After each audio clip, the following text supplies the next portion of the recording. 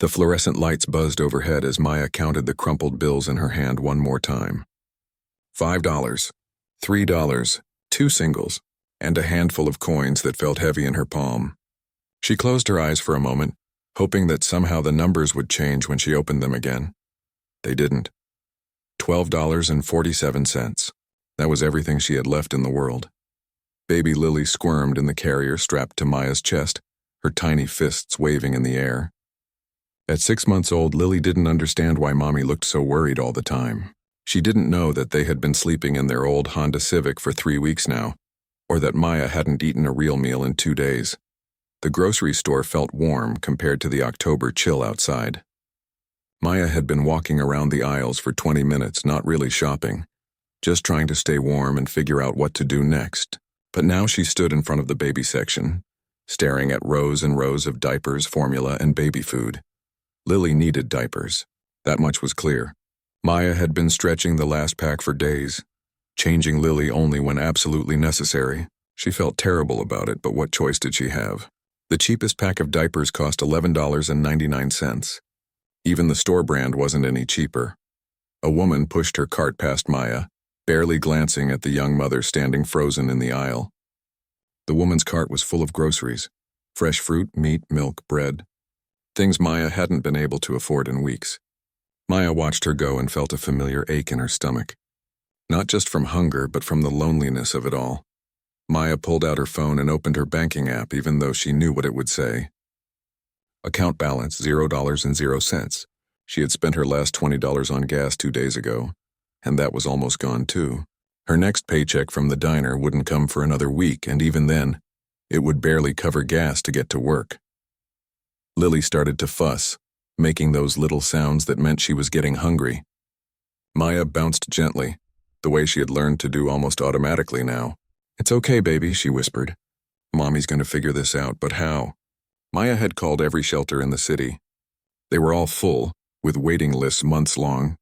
She had asked her boss at the diner for an advance on her paycheck, but he had said no. She had even swallowed her pride and called her old foster family, but they had made it clear that she was on her own, now that she was 19. Maya picked up the cheapest pack of diapers and held it in her hands. The plastic crinkled as she turned it over, checking the price one more time. Maybe if she counted her change again, she would find a quarter she had missed. She set the diapers down and emptied her pockets completely. Bills went on top of the diaper pack. Coins scattered across the shelf. A few shoppers glanced over, probably wondering what this young woman was doing making such a mess. Maya didn't care. She counted everything twice. Still $12.47. An older man pushing a cart full of expensive steaks and wine walked by. He looked at Maya's scattered money and shook his head, like she was some kind of problem he didn't want to deal with. Maya quickly gathered up the coins, her face burning with shame. The truth was, Maya had never imagined her life would turn out this way. She had been a good student in high school, despite moving between foster homes. She had dreams of going to college, maybe becoming a teacher. When she found out she was pregnant during her senior year, those dreams didn't disappear completely. She thought she could make it work somehow, but life had other plans. Lily's father had disappeared the moment he heard the news. Maya's foster family had been supportive at first, but as the pregnancy progressed, they made it clear that she would need to find somewhere else to live once the baby came.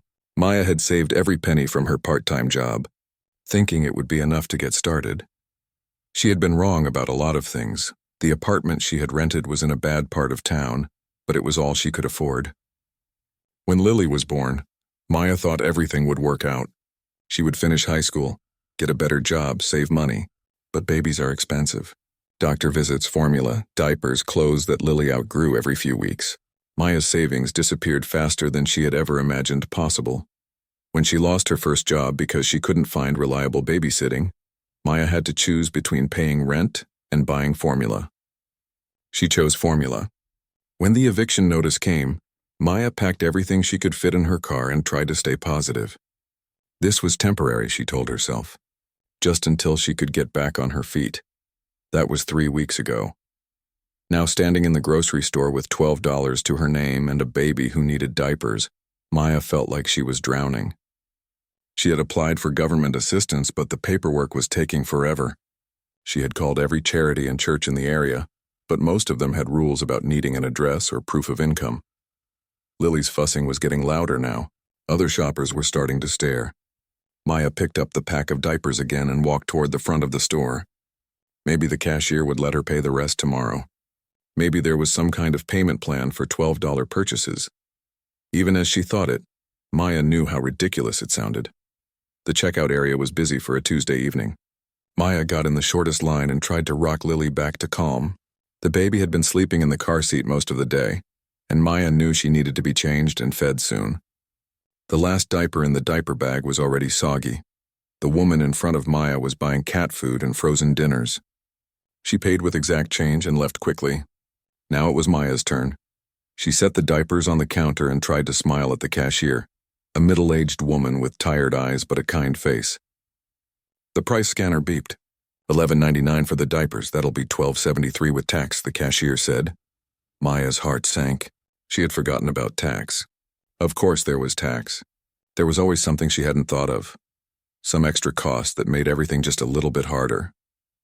"I'm sorry," Maya said quietly, her voice barely audible over Lily's crying. "I thought I had enough money, but I'm a little short. Could I maybe pay the rest tomorrow?" The cashier's expression softened. She had probably seen this before. Maya wasn't the first young mother to stand at this counter without enough money for basic necessities. Behind Maya, the line was starting to grow. She could feel people getting impatient, checking their phones and sighing. A man in an expensive suit had gotten in line behind her, and Maya felt embarrassed that he had to wait while she figured out what to do with 26 cents.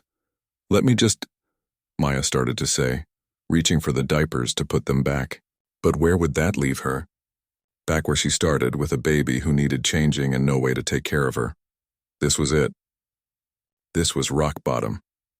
Maya stood there frozen, staring at the digital display that might as well have been announcing her failure as a mother. $12.73. She had $12.47. 26 cents short of being able to buy diapers for her baby. Lily's cries were getting louder now, that particular sound that meant she was not just fussy, but genuinely upset. The kind of crying that cut straight through Maya's heart and made every person in the store turn to look. Maya bounced gently, trying to soothe her daughter, but Lily was having none of it. "Ma'am," the cashier said softly.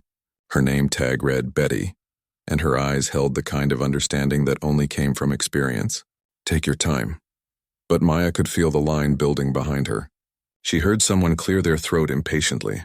Another person shuffled their feet.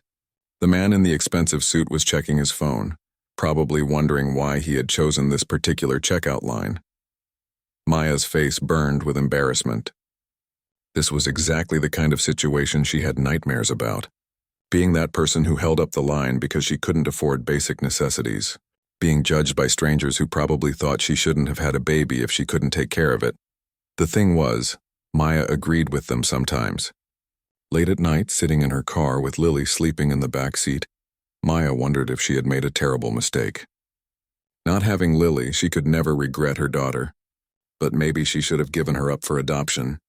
Maybe Lily would be better off with a family who could afford diapers without counting change.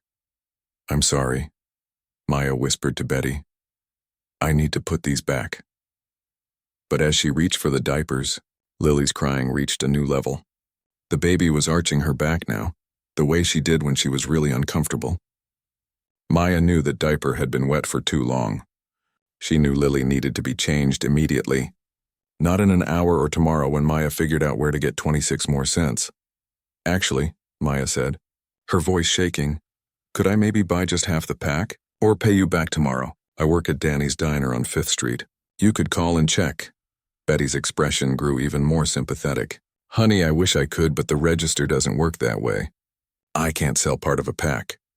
Behind Maya, someone actually groaned out loud. She turned around to apologize and found herself looking at a woman with perfect makeup and a cart full of organic food. The woman was tapping her manicured nails on her cart handle and looking at Maya like she was an inconvenience. "Some of us have places to be," the woman said loudly. Maya felt something crack inside her chest. All the stress and exhaustion and fear of the past 3 weeks came bubbling up at once. "I'm sorry," she said, her voice getting louder. I'm really sorry that my baby needing diapers is inconvenient for you. The woman's mouth fell open. She clearly hadn't expected Maya to respond. Well, I just think people should come prepared when they go shopping. You think I'm not prepared? Maya turned around fully now, Lily still crying in her arms. You think I wanted to be here counting change for diapers? You think this is fun for me? Maya, Betty said gently. It's okay, but it wasn't okay. Nothing about this situation was okay. Maya was 19 years old, living in her car with a 6-month-old baby, working at a diner that barely paid minimum wage, and she couldn't even afford diapers. She was tired of apologizing for existing, tired of feeling ashamed for needing help. I used to have a life plan, Maya said, her voice getting stronger. I was going to graduate high school, go to college, become a teacher. I had it all figured out. But you know what? Life doesn't care about your plans. The store had gotten quiet around them. Other shoppers were pretending not to listen while obviously hanging on every word. Maya didn't care anymore. I got pregnant at 18. The father took off the second he found out. My foster family kicked me out. I've been working since I was 16. But apparently that doesn't matter when you can't afford childcare. I lost my apartment because I chose to buy formula instead of paying rent. And now I'm living in my car with my baby, trying to figure out how to survive on $12. Lily had actually stopped crying, maybe sensing her mother's distress. Maya looked down at her daughter's face, so innocent and trusting. Lily didn't know that Mommy was failing at everything. She just knew that Mommy was warm and safe and loved her. I'm not asking for charity, Maya continued, looking back at the woman who had complained. I'm not asking for handouts, I just need 26 more cents to buy diapers for my baby. 26 cents. That's probably what you spend on lip gloss.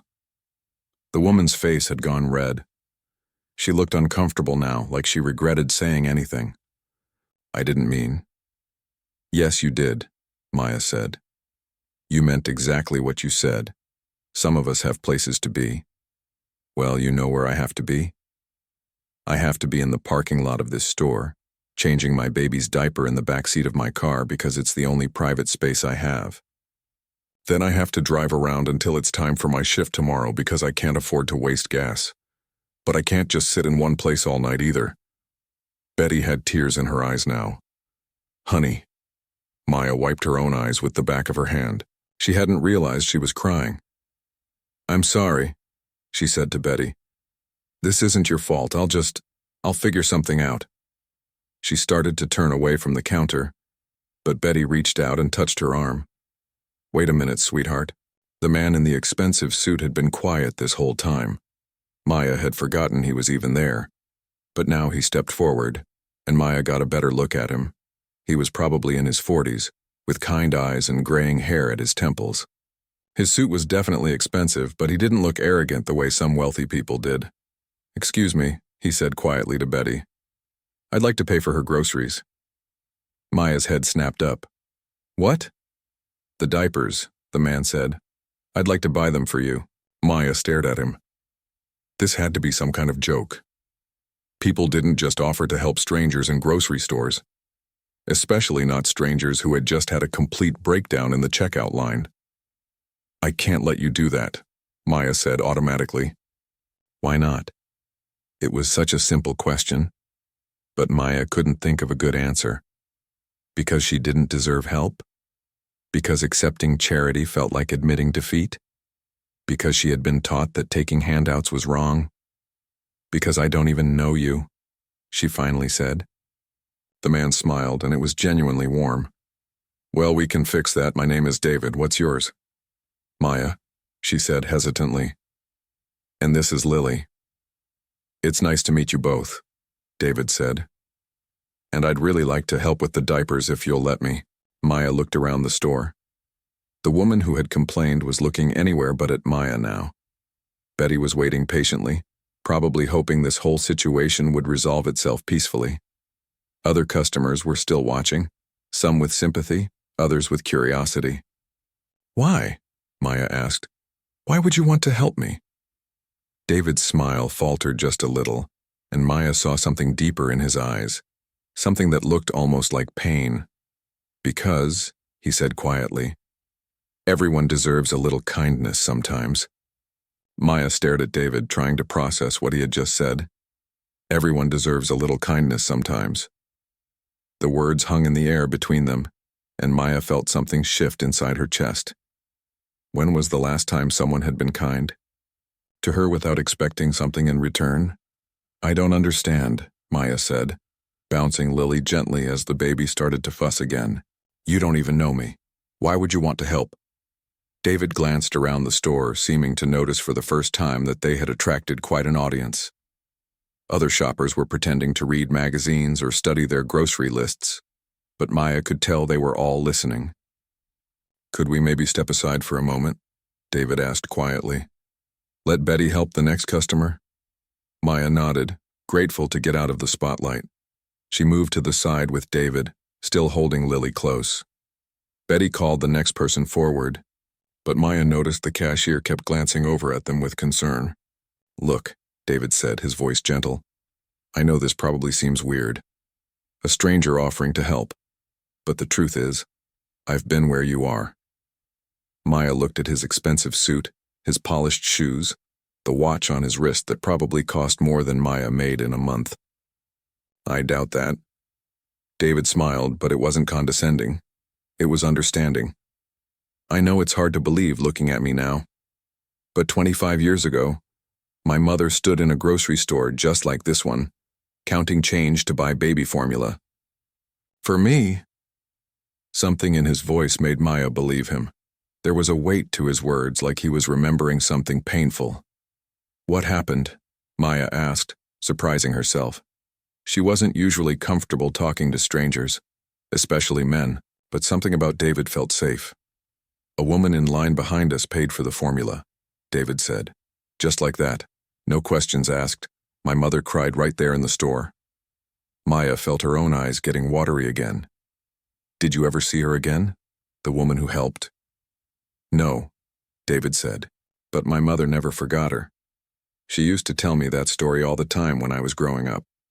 She said that woman's kindness changed everything for us, not just because of the money, but because someone saw us as human beings worth helping. Lily had calmed down in Maya's arms, looking up at David with curious eyes. Babies were good judges of character, Maya thought. Lily didn't usually warm up to strangers so quickly. My mother worked 3 jobs to put me through school, David continued. She never let me forget where we came from or how hard things can be. She made me promise that if I ever had the chance to help someone the way that woman helped us, I would do it. Maya looked down at Lily, then back at David. So you're doing this because of a promise you made to your mother? Partly, David said, but also because it's the right thing to do. And because I can afford it and you need it, and sometimes it really is that simple. Maya had never met anyone who talked about money so casually. In her world, every dollar was planned and accounted for and stretched as far as possible. The idea that someone could just decide to spend money on a stranger without worrying about it was foreign to her. What's your story? David asked gently. If you don't mind me asking. Maya hesitated. She wasn't used to people actually wanting to hear about her life. Most people who asked, "How are you?" didn't really want an honest answer. I aged out of foster care last year, Maya said finally. I was supposed to graduate high school, go to community college.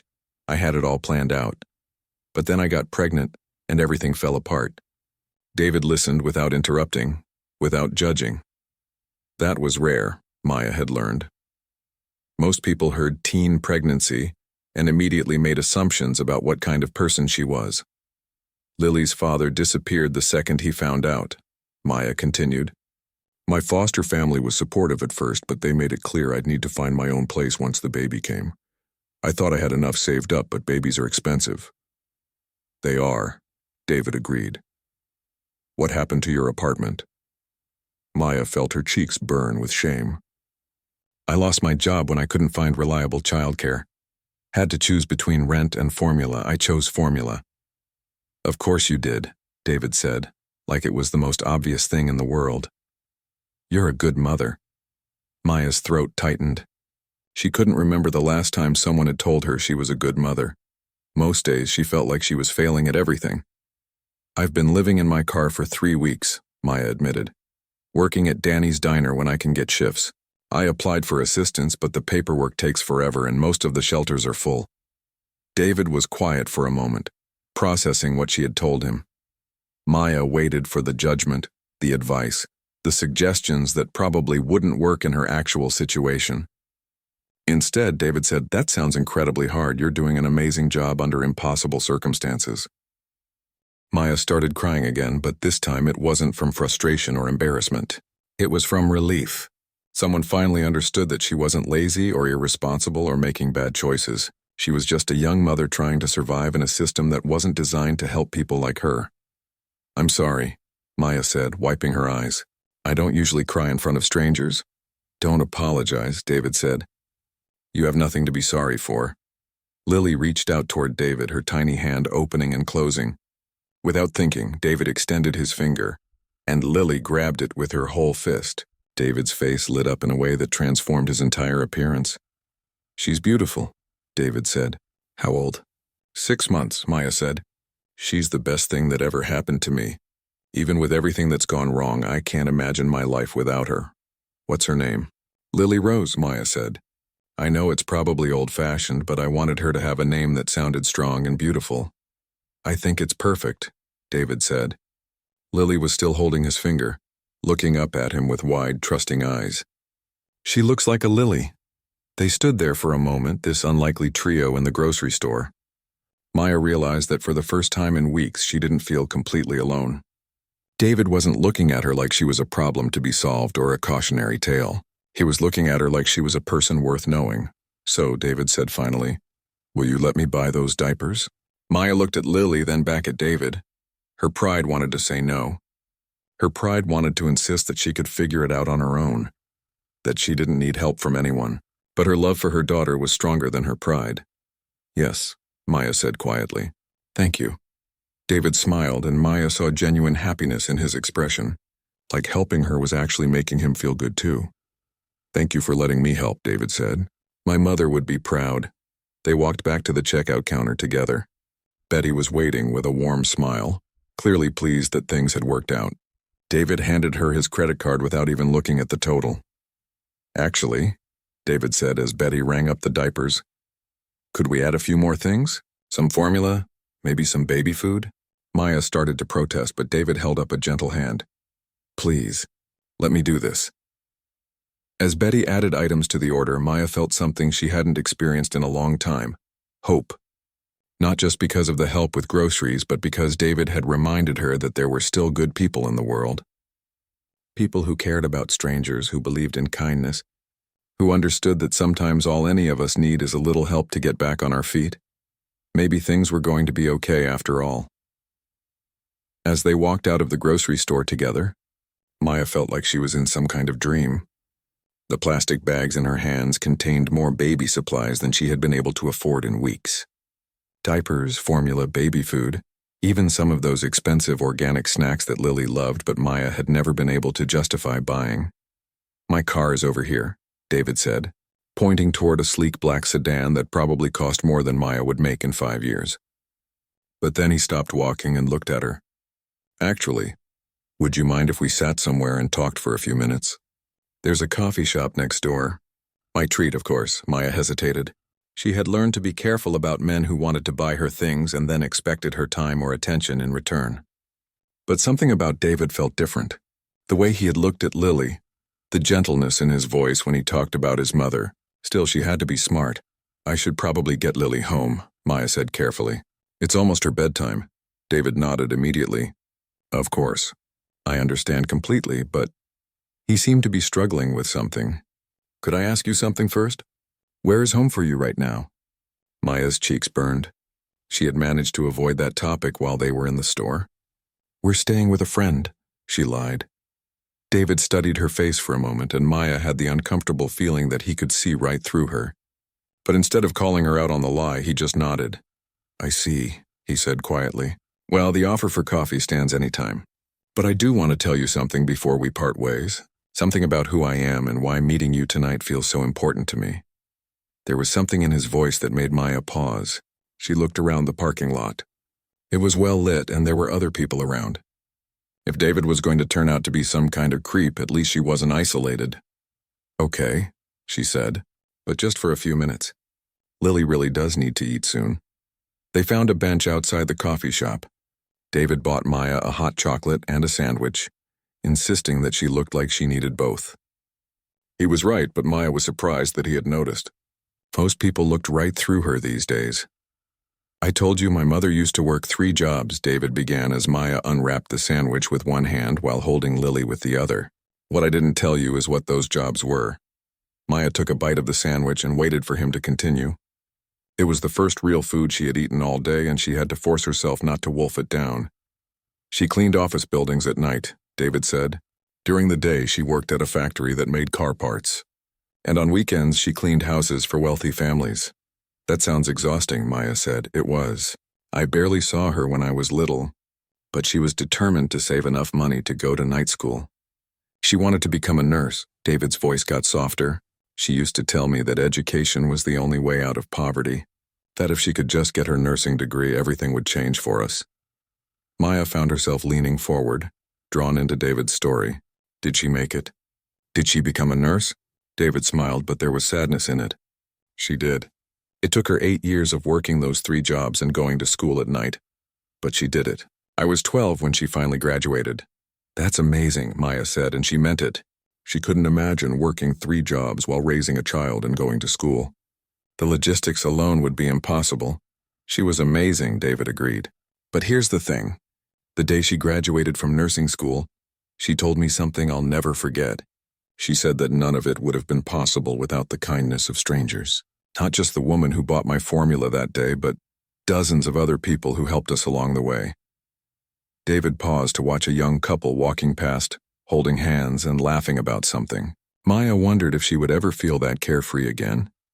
There was the landlord who let us stay in our apartment even when we were late on rent. David continued. The professor who let my mother bring me to night classes when she couldn't find a babysitter.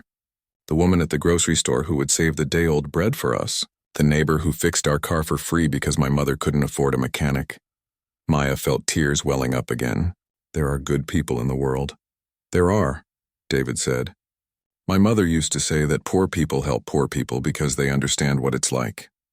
But she also said that sometimes, if you're really lucky, you meet someone who has more than they need and chooses to share it. Lily had fallen asleep in Maya's arms, her tiny hand still clutching Maya's finger. Looking down at her daughter's peaceful face, Maya felt a fierce surge of protectiveness. She would do anything for this baby. Work 3 jobs like David's mother had. Sleep in her car for months if she had to. Whatever it took. Your mother sounds like an incredible woman, Maya said. She was, David said, and Maya caught the past tense. Was. She passed away 2 years ago, David said quietly. Cancer. But she lived long enough to see me graduate from college and start my own business. She was so proud. I'm sorry, Maya said, meaning it. What kind of business do you have? David looked almost embarrassed. I develop software for healthcare companies. Nothing too exciting, but it's done well enough that I can afford to help people when I see the need.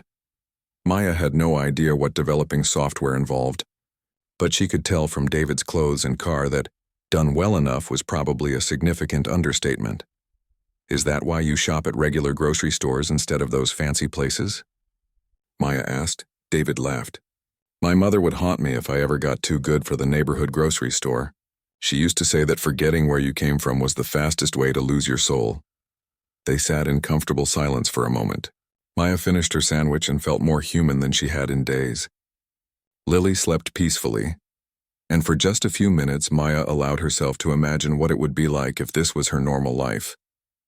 If she didn't have to worry about where they would sleep tonight, or whether she would have enough gas to get to work tomorrow. Maya, David said finally, I need to ask you something and I want you to be honest with me. Maya tensed. Here it comes, she thought. The catch. The thing he wants in return. Are you really staying with a friend? David asked gently. Maya looked down at Lily, then back at David. She was tired of lying, tired of pretending everything was okay when it clearly wasn't. No, she said quietly. We've been sleeping in my car. David nodded like he had already figured that out. For how long? 3 weeks. And tonight? Where were you planning to sleep tonight? Maya shrugged, trying to seem casual about it. There's a 24-hour laundromat a few blocks from here. I can park behind it. No one bothers us there. David was quiet for a long moment, and Maya could see him thinking. She braced herself for a lecture about how dangerous it was, or suggestions for resources she had already tried, or well-meaning advice that wouldn't actually help her situation. Instead, David said something that changed everything. I have a guest house, he said simply. It's fully furnished, completely private. You and Lily could stay there while you get back on your feet. Maya stared at him. What? No strings attached, David said quickly. No rent, no expectations. Just a safe place to sleep and a kitchen where you can prepare Lily's food properly. Maya's first instinct was to say no. It was too much, too generous, too good to be true.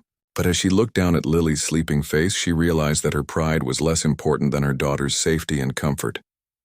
Why would you do that? Maya asked. David smiled, and this time it reached his eyes completely. Because my mother would have wanted me to. And because everyone deserves a chance to rebuild their life with dignity. Maya sat on the bench, staring at David like he had just offered her the moon. A guest house. A place to live with no strings attached. It felt too good to be true, which meant it probably was. I don't understand, Maya said carefully. You don't even know me. How do you know I'm not some kind of criminal or drug addict or something? David smiled. Are you? No, of course not, but then what's the problem? Maya shifted Lily to her other arm, buying herself time to think. The problem is that people don't just offer strangers a place to live. There has to be a catch. No catch, David said. Just a guest house that sits empty most of the time and a young mother who needs somewhere safe to stay with her baby. Maya looked around the parking lot, at the normal people going about their normal lives. Shopping for groceries, heading home to their warm houses, probably taking for granted all the things Maya had learned to do without. What if I mess something up? What if Lily cries all night and bothers your neighbors? What if, Maya, David interrupted gently, what if it works out? What if this is exactly what you both need right now? The question hung in the air between them. Maya realized she had gotten so used to expecting the worst that she had forgotten how to hope for the best. Can I ask you something? Maya said. Of course. Why haven't you ever had kids of your own? I mean, you seem like you'd be a good father. David's expression grew thoughtful. I was married for a while. My ex-wife and I tried to have children, but it didn't happen. After we divorced, I threw myself into work. I kept telling myself I'd settle down again someday, but years passed and... He shrugged. I guess I figured my role was to help kids who were already here, like my mother helped me.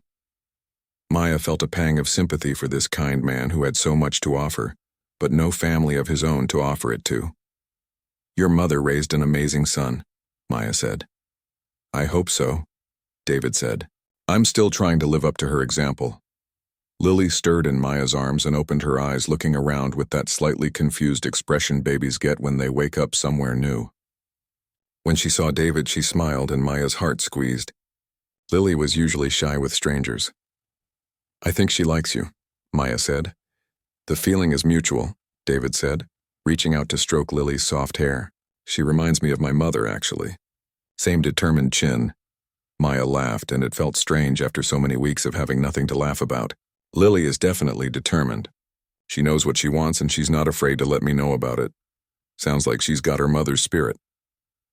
They sat quietly for a moment, watching Lily grab at David's tie with her tiny hands. Maya felt something settling inside her, a calmness she hadn't experienced in a long time. For the first time in weeks, she wasn't thinking about where they would sleep or what they would eat tomorrow. She was just sitting on a bench with a kind man watching her baby be happy. Okay, Maya said finally. Okay, what? Okay, I'll accept your offer, for Lily's sake, but I want to pay you back somehow. I could clean the house or do yard work or cook. David held up a hand. The only thing I want from you is for you to take care of yourself and Lily. Get some rest, eat regular meals, let Lily sleep in a real crib instead of a car seat. Maya felt tears starting again. I don't know how to thank you. You don't need to thank me, David said. Just promise me you'll let yourself accept this help without feeling guilty about it. Maya nodded, not trusting her voice. There's something else, David said, pulling out his phone. I have some connections in the community. There's a woman I know who runs a program for single mothers. She helps with everything from job training to childcare to finding permanent housing. Would you be interested in meeting her? Maya's eyes widened. Are you serious? Completely serious. Her name is Patricia, and she was a single mother herself once. She started this program because she remembered how hard it was to navigate everything alone. Maya felt like she was dreaming. First a place to stay, now possibly help with job training and childcare. It was more than she had dared to hope for. What kind of job training? Maya asked. All kinds. Office skills, healthcare, early childhood education. Whatever interests you and whatever the job market needs. David paused. Didn't you say you wanted to be a teacher? Maya's breath caught. She had almost forgotten about that dream. It seemed so impossible now. I wanted to teach elementary school. But I never finished high school, and college seems... Patricia's program includes GED preparation and college placement assistance, David said. If teaching is what you want to do, she can help you figure out how to get there. Maya looked down at Lily, who was now chewing on David's tie and looking perfectly content. Could it really be possible? Could she actually become a teacher someday? Give Lily the kind of stable life every child deserved? I don't want to get my hopes up too much, Maya said quietly. Why not? David asked. What's the worst that could happen if you hope for good things? Maya thought about it. She had spent so long protecting herself from disappointment that she had forgotten what it felt like to believe in possibilities. You're right, she said. I'd love to meet Patricia. David smiled and started typing on his phone. I'll text her tonight. She usually responds quickly. As they gathered their things to leave, Maya realized this was probably goodbye. David had already done so much for her, more than she could ever repay. She didn't want to overstep by assuming they would stay in touch. David, she said as they stood up, I want you to know that what you did tonight, it changed everything for us. Lily and I were at rock bottom and you gave us hope again. You did that yourself, David said. I just helped clear the path a little. Maya shook her head. No, it was more than that. You saw us as people worth helping. You treated us with dignity when I felt like I had lost mine. That matters more than you know. David handed her a business card. My number is on there. If you need anything at all, please call me. And I mean anything. If Lily gets sick and you need someone to watch her while you go to the doctor. If your car breaks down. If you just need someone to talk to. Maya took the card with shaking hands. Are you sure? I don't want to be a burden. You could never be a burden, David said firmly. You're family now, family. The word hit Maya like a physical blow. She hadn't had a family since she aged out of foster care. She hadn't realized how much she missed belonging somewhere until David offered it to her. 3 months later, Maya stood in the bathroom mirror of the guest house, adjusting her new blouse and checking her appearance one more time. Today was her first day of work at the Early Childhood Education Center, where she would be starting as an assistant teacher while finishing her GED online. Lily was thriving in the center's daycare program, and Maya had already started taking evening classes toward her teaching degree. Patricia had been everything David promised and more, helping Maya navigate the maze of paperwork and requirements that had seemed impossible to handle alone. The guest house had become a real home. Maya had planted flowers in the garden and learned to cook proper meals in the full kitchen. Lily had her own room with a crib and toys and everything a baby could need. But the best part was Sunday dinners. Every week David came over and Maya cooked for the 3 of them. They had become the family none of them had expected to find. As Maya grabbed her keys and headed to pick up Lily for their first day at the education center, she thought about the woman who had helped David's mother all those years ago. That stranger probably never knew how her simple act of kindness had rippled through time. Eventually reaching Maya and Lily in a grocery store parking lot, Maya had already started her own tradition of helping other young mothers she met, because she had learned that kindness wasn't just about the money or the help itself. It was about seeing someone's humanity and choosing to act on it. The cycle continued and the world became a little bit brighter.